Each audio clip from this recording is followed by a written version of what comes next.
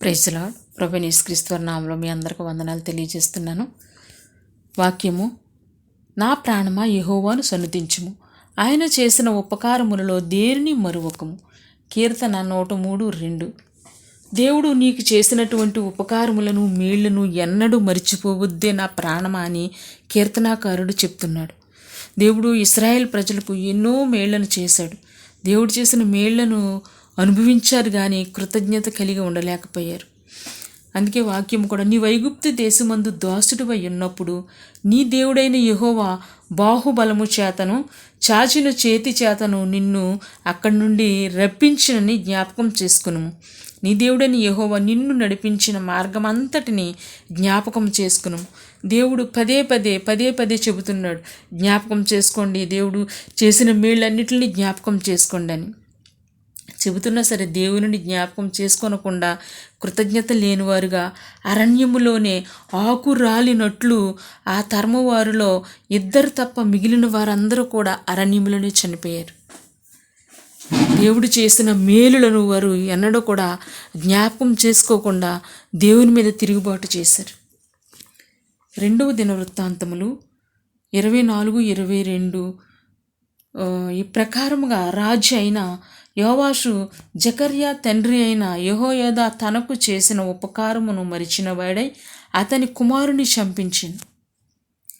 ఇక్కడ యోవాషు ఎవరు అంటే ఒక రాజు అనమాట. చిన్న పిల్లవాడుగా యోవాషు ఉన్నప్పుడు తన బంధువురాలు అధికార దాహంతో రాజకుమారులందరినీ కూడా చంపించేస్తున్న టైంలో యెహోయాదా అని ఒక యాజకుడు అనమాట, అతడు అతని భార్య యోవాషుని కాపాడి దాచి ఉంచి 7 సంవత్సరములు వచ్చిన తర్వాత రాజుగా పట్టాభిషేకం చేయించారు.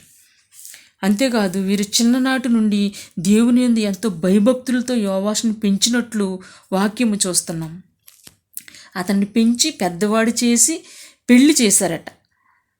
అయితే ఈ యొక్క యాజకుడు దేవుని యందు భయభక్తులతోటే పెంచాడు. ఈ యాజకుడైన యెహోయాదా బ్రతికిన దినములన్నీ కూడా యోవాషు యెహోవా దృష్టికి యథార్థంగా ప్రవర్తించాడంట. అంటే ఈ యెహోయాదా యాజకుడు బ్రతికిన దినములన్నీ కూడా మరి యోవాషు ఎంతో దేవునికి యథార్థంగా యెహోవా దృష్టికి ప్రవర్తించాడని వాక్యం తెలియజేస్తున్నది. అయితే అతను చనిపోయిన తర్వాత కృతజ్ఞత లేనివాడై అతని కుమారుణ్ణి చంపించాడు యోవాషు. అయితే దేవుడు చేసేది ఏంటంటే కృతజ్ఞత కలిగి ఉండమని దేవుని వాక్యం తెలియజేస్తున్నది. ఇతను కృతజ్ఞత లేనివాడుగా మరి తాను యాజకుడైన కుమారుడిని జకర్యాని చంపించేశాడు. లూకాసు వార్త 17వ అధ్యాయములో చూసినట్లయితే అక్కడ 10 మంది కుష్ఠరోగులు యేసుప్రభు వారి దగ్గరికి, ప్రభువా మమ్మల్ని స్వస్థపరచు, మమ్మల్ని బాగు చేయని వచ్చారు. యేసుప్రభు వారు 10 మందిని స్వస్థపరిచారు. అయితే కృతజ్ఞత కలిగి యేసుప్రభు వారి దగ్గరికి ఒక్కడు మాత్రమే వచ్చాడు. దేవుడు చేసిన మేళ్లను ఎన్నో కూడా మర్చిపోకూడదు. ఇశ్రాయేలు ప్రజలు మర్చిపోయారు.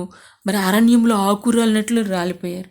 ఇక్కడ ఈ రాజైనటువంటి యోవాషు మరి తను యాజకుడు చేసినటువంటి ఆ మేలును మర్చిపోయాడు, తన కుమారుని చంపించాడు. కాబట్టి అతను కూడా అన్యాయంగానే చనిపోవడం జరిగింది. దేవుడు చేసిన మేలులు ఎన్నడూ కూడా మర్చిపోకూడదు. ఎందుకంటే దేవుడు చేసిన మేలులు మనము జ్ఞాపకం చేసుకుని దేవునికి కృతజ్ఞతాస్తుతులు చెల్లించినప్పుడు ఇంకా అనేకమైన మేలులు పొందుకునే అవకాశము మనకుంటుంది. అందుకే మనుషుల పట్ల, దేవుడి పట్ల మనుషులు మనకి ఎన్నో ఉపకారాలు చేస్తారు, కానీ వారి పట్ల కూడా మనం కృతజ్ఞత కలిగి ఉండాలి. చాలామంది ఏంటంటే వారు మరి లేనటువంటి స్థితిలో ఉన్నప్పుడు చెయ్యి అందించిన వారిని వారు కొంచెం పైకి రాగానే వారిని మర్చిపోతూ ఉంటారు. అటువంటిది కూడా చేయకూడదు. మనుషుల పట్ల కూడా కృతజ్ఞత కలిగి ఉండాలి. దేవుడు మనకి ఎన్నో మేలులు చేస్తున్నాడు. ప్రతిరోజు ప్రతిదినం ఎన్నెన్నో మేలులు చేస్తున్నాడు. ఆయన చేసిన మేలులను బట్టి మనం ప్రతి క్షణము కూడా దేవునికి కృతజ్ఞతాస్తుతులు చెల్లించేవారుగా మనం ఉండాలి ఎల్లప్పుడూ.